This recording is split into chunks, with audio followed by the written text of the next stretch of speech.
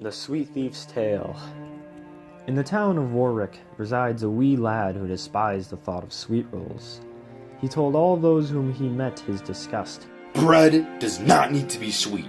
That is horrid. The joy sweet rolls brought to people made him sick. He drew great disdain from the happiness of others, finding their enjoyment of sweet rolls annoying. These town folk and their love for sweet rolls sickens me.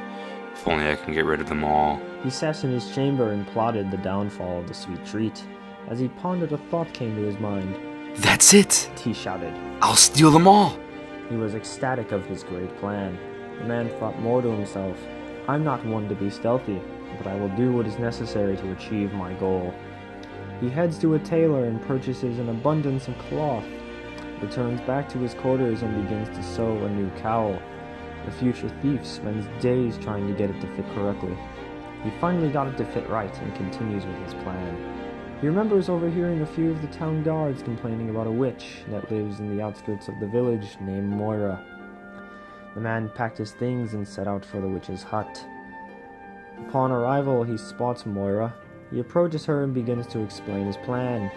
She agrees to his wants, but warns him that once the cowl is enchanted, there will be a point in time where the cowl will betray him. He ignores her warning.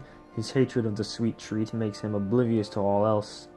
He thanks the witch and begins his journey back into the town. On his way into town, he sees two guards on break. One of them is eating a sweet roll. He says to himself. Disgusting! He turns the corner, looks around and puts the cowl on when no one was watching. He suddenly feels oddly different, almost as if he had entered another plane of existence. Walking back around the corner, he sees the two guards had left their seats. Where had they gone? Baffled, he approaches the sweet roll left by one of the guards and puts it in his bag. He was so overjoyed that his plan is finally coming to life. The man finally heads home after his trip and goes to bed. Over the next few years, he accumulates an absurd amount of sweet rolls, stealing every single one in his sight. Every corner of his home is sweet rolls. His furniture, sweet rolls. Where he lay his bed at night, sweet rolls.